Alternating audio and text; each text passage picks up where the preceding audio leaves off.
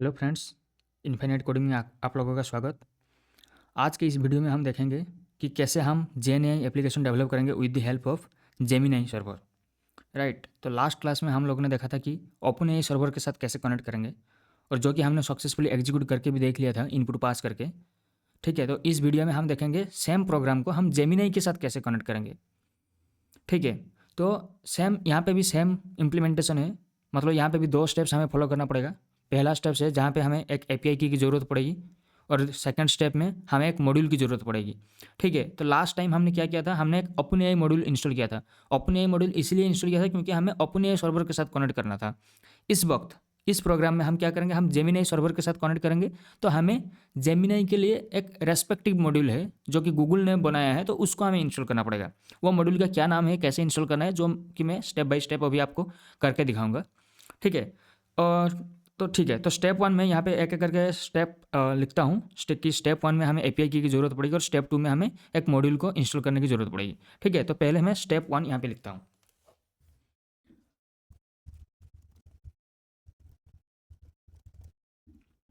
ठीक है, तो ये हमारा स्टेप वन है जिसमें हम एपीआई की जनरेट करेंगे, जो कि गूगल के डेवलपर वाले अकाउंट से। ठीक है, तो वो मैं लिंक आपको लेकर जाऊंगा, ब्राउजर में लेकर जाऊंगा, और कैसे जनरेट करना है एपीआई की वो मैं करके दिखाऊंगा। ये हो गया हमारा स्टेप वन। और स्टेप टू में क्या है, स्टेप टू में हमें एक मॉड्यूल को इंस्टॉल करना पड़ेगा to connect with Gemini server. ठीक है, तो यहाँ पे मैं स्टेप टू मेंशन करता हूँ। स्टेप टू क्या है, इंस्टॉल गूगल डस जेन एआई मॉड्यूल।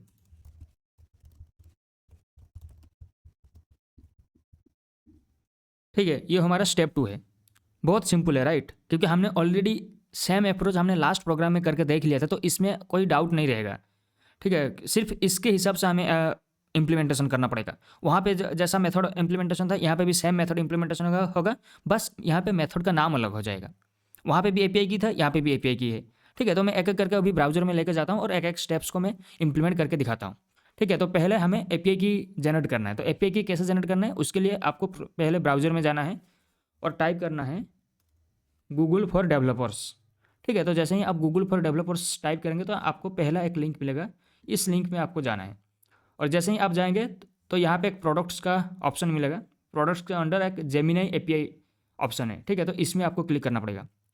तो जैसे ही आप इसमें क्लिक करेंगे तो आपको लेफ्ट साइड में दिख रहा होगा, right, API keys quick start. तो आपको एपीआई कीज के अंदर जाना है। तो जैसे ही आप एपीआई कीज के अंदर जाएंगे तो आपको एक ऑप्शन मिलेगा क्रिएट और व्यू ए जेमिनी एपीआई की। सिंपली आपको इसके ऊपर क्लिक करना पड़ेगा। तो एक बार आप इसमें क्लिक करेंगे तो अभी के लिए यहाँ पे मेरा एक भी एपीआई कीज नहीं है, तो मुझे एक न्यू जनरेट करना पड़ेगा। तो न्यू कैसे जनरेट करेंगे, सिंपली आपको यहाँ पे क्लिक करना पड़ेगा।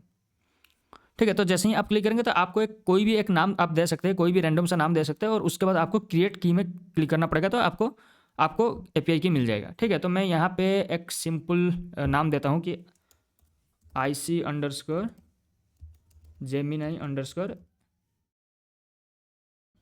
एपीआई की। जैसे लास्ट के लिए, लास्ट ओपन एपीआई की के लिए कुछ ऐसा ही हमने कन्वेंशन यूज किया था, तो इस वक्त भी हम सेम ही जा रहे हैं। ठीक है, तो क्रिएट की में आपको क्लिक करना है। तो जैसे ही आप क्लिक करेंगे तो आपको यहाँ पे की दिख जाएगा। लास्ट टाइम हम क्या कर रहे थे, जैसे ही ओपन एपीआई के लिए हम की जनरेट कर रहे थे, उस वक्त जैसे ही आप क्लिक करेंगे तो आपको यहाँ वहाँ पे ऑप्शन आता था कि कॉपी करने के लिए। ठीक है, तो अभी यहाँ पे कॉपी करने के लिए ऑप्शन तो नहीं है, लेकिन आपको आप यहाँ से कॉपी कर सकते हैं, और जब भी चाहे आप कॉपी कर सकते हैं। लास्ट टाइम ओपन एआई में क्या था कि एक बार आपको आप की जनरेट जिस वक्त आप की जनरेट कर रहे हो उसी वक्त आपको की को कॉपी करना पड़ेगा, नहीं तो आप की उस की को कभी कॉपी नहीं कर पाओगे। ठीक है, लेकिन यहाँ पे ऐसा नहीं है। एक बार आपका की जनरेट हो गया तो आप जब चाहे उसको कॉपी कर सकते हैं। ठीक है, तो मैं सिंपली यहाँ पे कॉपी कर लेता हूँ, और यहाँ पे मैं कहीं पे ला के स्टोर कर लेता हूँ। ठीक है, तो ये हो गया हमारा एपीआई की, मतलब स्टेप वन हो गया। और एक चीज़ है, जैसे मैंने लास्ट टाइम बताया था कि ओपन एआई का जो एपीआई की है, अगर उसको आपको यूज करना है तो आपको एक क्रेडिट कार्ड को ऐड करना पड़ेगा। लेकिन यहाँ पे ऐसा नहीं है। जेमिनी में एपीआई की फ्री है, मतलब हम बिना क्रेडिट कार्ड ऐड करके भी हम एपीआई की को यूज कर सकते हैं। लेकिन इसका भी लिमिटेशन है। ऐसा नहीं है कि हम कितनी बार भी यूज कर सकते हैं, ऐसा नहीं है, कुछ लिमिटेशन है। लेकिन हाँ, उतना लिमिट हमारे लिए काफ़ी है इस कोर्स को सीखने के लिए। ठीक है, तो अगर आपका जैसे लास्ट टाइम आप कुछ लोग अगर प्रैक्टिकल नहीं कर पा रहे होंगे क्योंकि आप लोगों के पास क्रेडिट कार्ड नहीं था, तो इसलिए आप लोगों ने प्रैक्टिकल नहीं कर पाए थे। लेकिन इस वक्त आप प्रैक्टिकल कर पाएंगे क्योंकि इसमें क्रेडिट कार्ड का कोई इशू नहीं है। ठीक है, तो स्टेप 1 में हमने एपीआई की जनरेट कर लिया। अब स्टेप 2 क्या है? स्टेप 2 है हमें एक मॉड्यूल को इंस्टॉल करना पड़ेगा so that we can connect with Gemini server. ठीक है, तो इसके लिए मैं डायरेक्ट आपको टर्मिनल पे लेके जाता हूँ और वहाँ पे मैं आपको इंस्टॉल करके दिखाता हूँ। और कोई भी मॉड्यूल को अगर इंस्टॉल करना है उसके लिए क्या प्रोसेस है, पिप इंस्टॉल जो भी मॉड्यूल का नाम। ठीक है, तो ऑलरेडी मैंने इंस्टॉल करके रख चुका था, तो मेरे यहाँ पे ऑलरेडी वो मॉड्यूल इंस्टॉल है, तो मेरे को ये बताएगा कि रिक्वायरमेंट्स ऑलरेडी सेटिस्फाइड। लेकिन आप लोग अगर फर्स्ट टाइम इसको इंस्टॉल कर रहे हो तो आपका वो मॉड्यूल इंस्टॉल हो जाएगा। ठीक है, तो सिंपली आपको ये कमांड चलाना है, पिप इंस्टॉल गूगल डस जेन ए। ठीक है, ये मॉड्यूल का नाम है और आपको हिट एंटर करना है।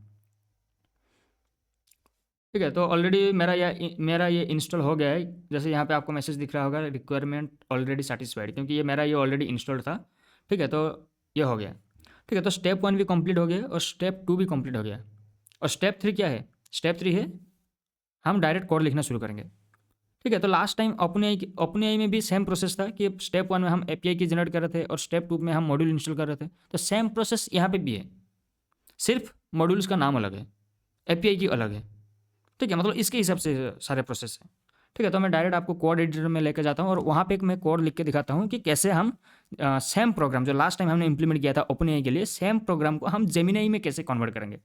ठीक है, तो मैं यहाँ पे एक फाइल बनाया हूँ second.py करके, क्योंकि पहला प्रोग्राम था fast.py जिसमें हमने ओपन एआई सर्वर के साथ कनेक्ट किया था। इस वक्त हम जेमिनाई सर्वर के साथ कनेक्ट करेंगे और हम सेम प्रोग्राम लास्ट टाइम जो इंप्लीमेंट किया था, हमने सेम इनपुट पास किया था, सेम इनपुट यहाँ पे भी पास करेंगे जेमिनाई में और हम उसको इंप्लीमेंट करके देखेंगे कि कैसा काम कर रहा है।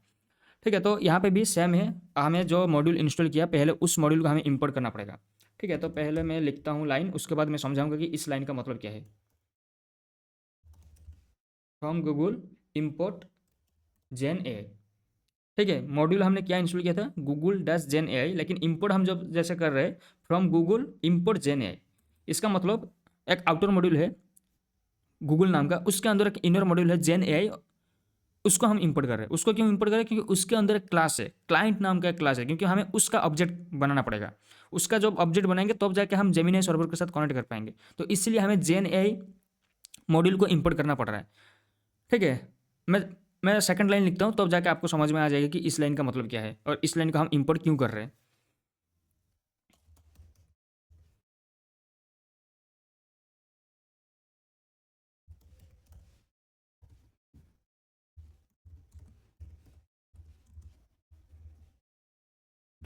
आई होप इस लाइन पे आपको आइडिया लग चुका होगा, क्योंकि लास्ट टाइम भी कुछ हम ऐसा ही कर रहे थे, बस यहाँ पे प्रोसेस अलग है। ठीक है, मतलब मॉड्यूल का नाम अलग है और क्लास का नाम अलग है। और लास्ट टाइम क्या था, लास्ट टाइम जो क्लास का नाम था ओपन एआई, यहाँ पे क्लास का नाम क्या है, क्लाइंट। ठीक है, और जो क्लाइंट क्लास है वो ऑलरेडी डिफाइंड है किसके अंदर, जेन एआई मॉड्यूल के अंदर डिफाइंड है, इसलिए हमें जेन एआई मॉड्यूल को यहाँ पे इंपोर्ट करना पड़ रहा है। अगर जेन एआई मॉड्यूल को मैं इंपोर्ट नहीं करूँगा तो मैं इस क्लास तो कैसे पहुँचूंगा, नहीं पहुँच पाऊंगा, राइट। तो यहाँ तक पहुँचने के लिए हमें इस मॉड्यूल की जरूरत है, और ये जो मॉड्यूल है ये ऑलरेडी गूगल एक मॉड्यूल है आउटर मॉड्यूल, उसके अंदर डिफाइंड है। ठीक है, मतलब ये ऐसा है, इसको ऐसा मानो, ये एक मॉड्यूल है जिसका नाम है गूगल। ठीक है, और इसके अंदर हमारा एक मॉड्यूल है जिसका नाम है जेन एआई। ठीक है, एक गूगल आउटर मॉड्यूल है, उसके अंदर जेन एआई मॉड्यूल डिफाइंड है, और जेन एआई जो मॉड्यूल है उसके अंदर एक क्लास डिफाइंड है जिसका नाम है क्लाइंट, और जिसको हमने यहाँ पे इंपोर्ट कर लिया है।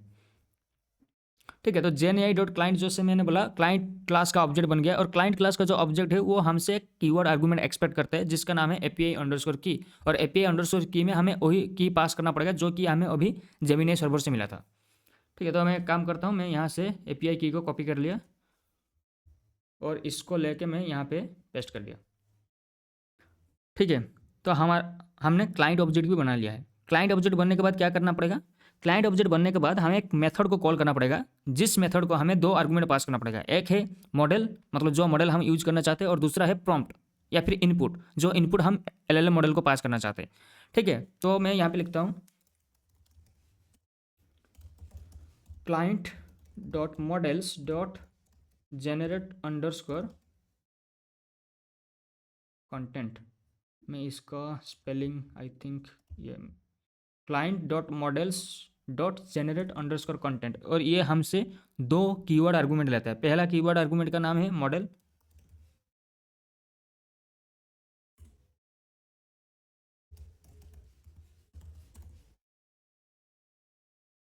और सेकंड कीवर्ड आर्गुमेंट का नाम है कंटेंट्स। ठीक है, मैं इस लाइन का मतलब समझाऊंगा कि इसमें क्या हो रहा है, मतलब कैसे ये नेस्टिंग काम कर रहा है, मैं अभी थोड़ी देर में बताऊंगा। लेकिन अभी के लिए आप ये समझ लो कि जनरेट अंडरस्कोर जो कंटेंट है वो हमसे दो कीवर्ड आर्गुमेंट लेता है। पहला कीवर्ड आर्गुमेंट होता है मॉडल, और सेकंड दूसरा कीवर्ड आर्गुमेंट है कंटेंट्स। ठीक है, मॉडल के अंदर वो मॉडल हम पास करेंगे जो एलएलएम मॉडल हम यूज करना चाहते हैं, क्योंकि जेमिनाई में बहुत सारे एलएलएम मॉडल है, राइट।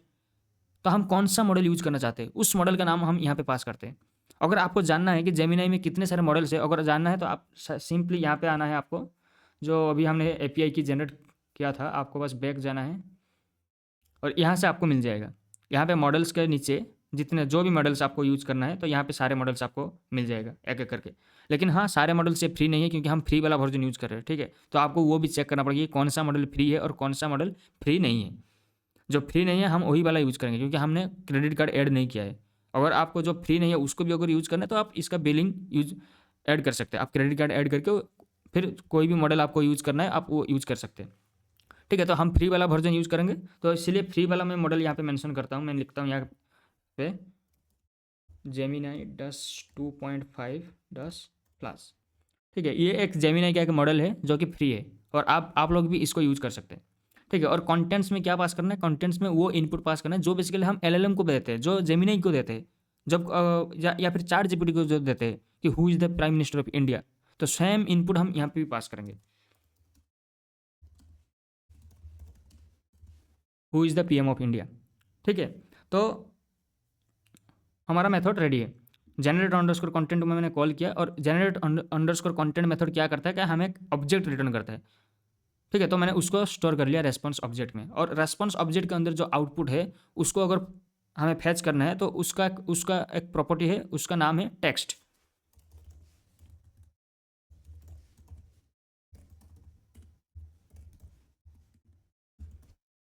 ठीक है, हमारा एप्लीकेशन रेडी है। हमने ऑलरेडी एक जेन एआई एप्लीकेशन बना लिया for with the help of Gemini API. ठीक है, तो हमने क्या किया, हमने पहले मॉड्यूल को इंपोर्ट किया, जेन एआई मॉड्यूल, क्योंकि जेन एआई जो मॉड्यूल है उसके अंदर क्लाइंट क्लास डिफाइंड है, तो उस क्लास तक पहुंचने के लिए हमें जेन एआई मॉड्यूल की जरूरत है, तो इसलिए हमने जेन एआई मॉड्यूल को इंपोर्ट कर लिया। ठीक है, आई होप ये इंपोर्ट लाइन आपको समझ में आ रहा होगा, क्योंकि ये पाइथन का बेसिक पाइथन का कॉन्सेप्ट है कि कैसे एक इनर मॉड्यूल, जो जब एक मॉड्यूल के अंदर दूसरा मॉड्यूल डिफाइंड होता है तो उसको कैसे इंपोर्ट करा जाता है।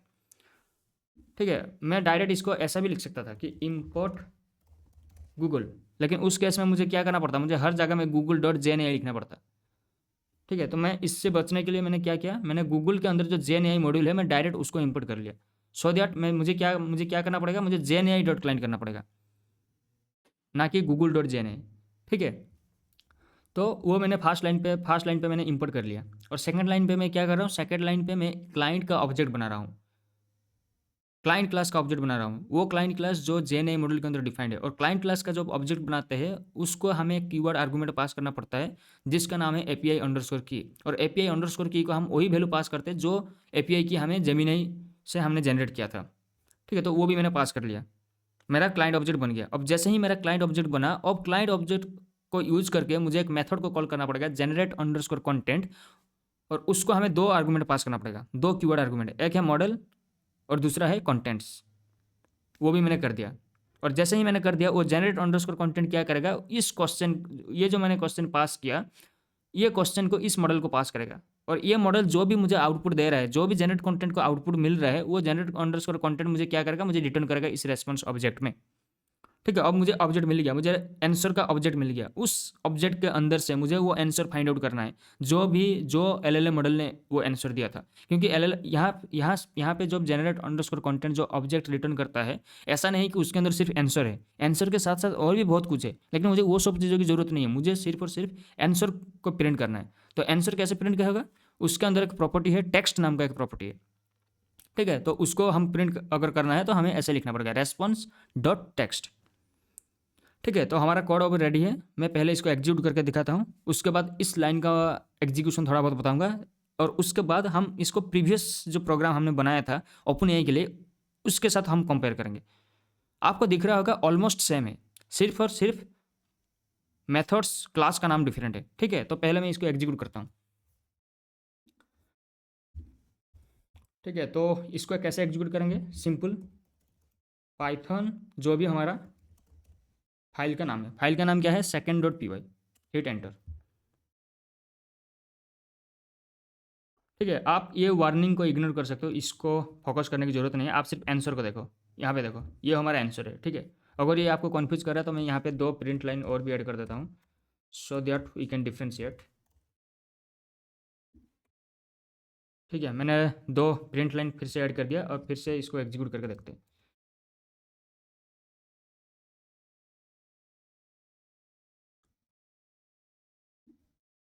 देखो, ये हमारा आउटपुट है। ठीक है, the current prime minister of India is Narendra Modi ji. तो ये हमारा आउटपुट में हमें मिल गया। लास्ट टाइम भी हमने सेम प्रोग्राम को एग्जीक्यूट किया था, लेकिन ओपन एआई के साथ एग्जीक्यूट किया था। इस वक्त हम जेमिनी के साथ एग्जीक्यूट कर रहे हैं और हमें ये आउटपुट दे दिया। अब हमारा जो डाउट था, इस लाइन पे जो डाउट था, इस यहाँ पे इतने सारे नेस्टिंग क्यों हो रहा है। ठीक है, आई होप लास्ट टाइम भी हमने ऐसा ही कुछ नेस्टिंग किया था। वहाँ पे क्या था, client dot responses dot create. यहाँ पे क्या है, client dot models dot generate underscore content. तो इसका मतलब ये जो मॉडल्स है, ये मॉडल्स क्या है, ये मॉडल्स एक ऑब्जेक्ट प्रॉपर्टी है। किस क्लास का, मॉडल्स क्लास का। तो जनरेट अंडरस्कोर जो कंटेंट है, ये एक मेथड है। ये किस क्लास का मेथड है, ये मॉडल्स क्लास का मेथड है। ठीक है, तो इसका एक डायग्राम में इसको देखते हैं। ठीक है, ठीक है, यहाँ पे लाते हैं। ठीक है, तो हमारा लाइन क्या था, client dot models dot generate underscore content. ठीक है, तो एक काम करता हूँ, मैं यहाँ पे वो वाला लाइन लिखता हूँ। ओके,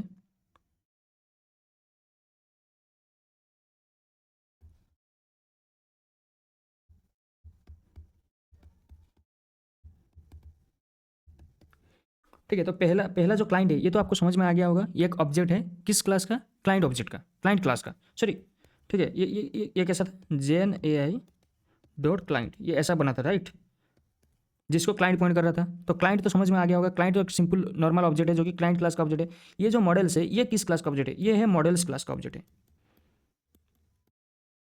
ठीक है, तो मॉडल्स नाम का एक क्लास है, उसका एक ऑब्जेक्ट है मॉडल्स, जो कि किसके अंदर डिफाइंड है, जो इस क्लाइंट क्लास के अंदर डिफाइंड है।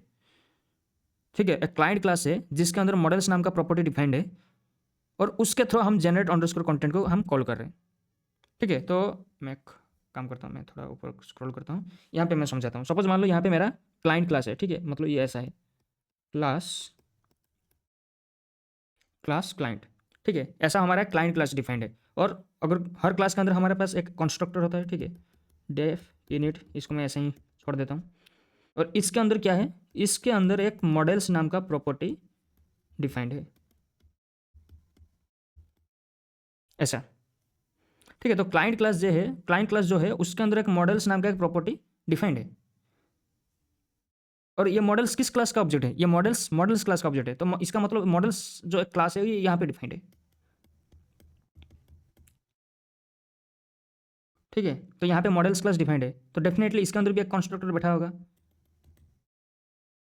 ऐसा करके एक कंस्ट्रक्टर डिफाइंड है। और ये जो मॉडल क्लास है, इसके अंदर एक फंक्शन डिफाइंड है जिसका नाम है जेनरेट अंडरस्कोर कंटेंट।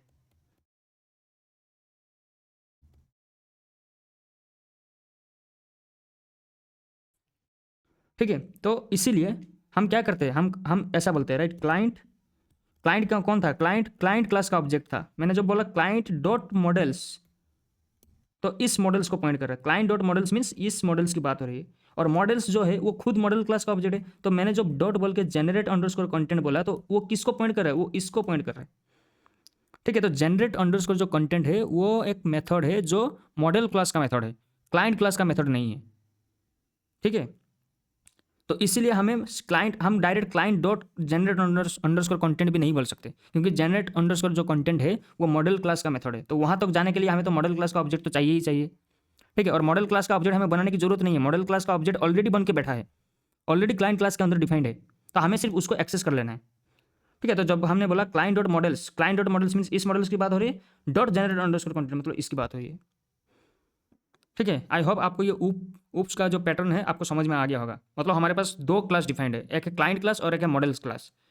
हमें जो जनरेट अंडरस्कोर कंटेंट है वो मॉडल क्लास के अंदर डिफाइंड है, तो वहाँ तक जाने के लिए हमें पहले मॉडल्स तक पहुँचना पड़ेगा, और मॉडल्स तक पहुँचने के लिए हमें पहले क्लाइंट क्लास का ऑब्जेक्ट बनाना पड़ेगा।